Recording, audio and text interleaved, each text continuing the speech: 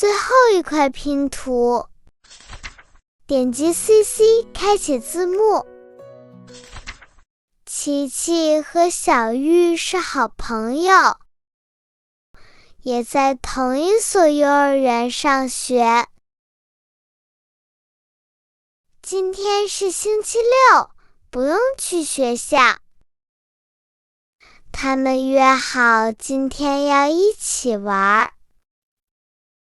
吃完早饭，门铃响了，妈妈去开门。小玉笑着说：“阿姨好，我来找琪琪玩。这是我妈妈让我带来的橘子。”妈妈说：“谢谢你，快进来吧。”琪琪听到声音跑了出来。小玉，你来啦！琪琪很高兴。她拉着小玉的手走进了自己的房间。琪琪妈妈拿来了一些水果，有红红的苹果，还有小玉带来的橘子。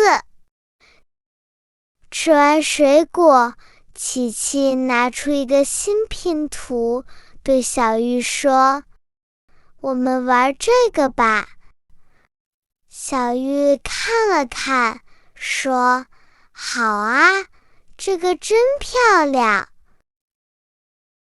两个人坐在地毯上，一起玩拼图。时间过得很快，拼图快要拼好了。突然，琪琪说：“咦，怎么少了一块？”小玉过去看，画里的小女孩嘴巴不见了。两个人看着拼图都大笑起来。她的嘴巴去哪儿了？快找找！琪琪说。小玉说：“看看盒子里有没有。”琪琪看了一下，说：“没有。”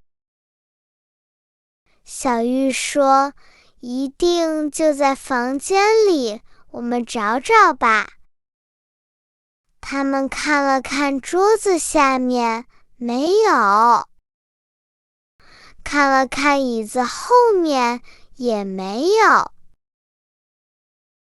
琪琪有点着急了。怎么办？少了一块，不好看了。小玉想了想，说：“别着急，我们再找找。”小玉站起来，动了一下衣服。突然，那块拼图掉了下来。琪琪拿起拼图放了进去。好啦，琪琪高兴地说。小玉也笑着说：“现在她笑得真好看。”这时候，小玉的妈妈来接小玉回家吃午饭。琪琪的妈妈说：“喝杯茶再走吧。”小玉的妈妈笑着说：“不了，家里做好饭了，我们现在就回去。今天谢谢你们。”走的时候，小玉妈妈对琪琪说：“琪琪，下个星期你也来我们家玩吧。”琪琪开心地说：“好呀，阿姨再见。”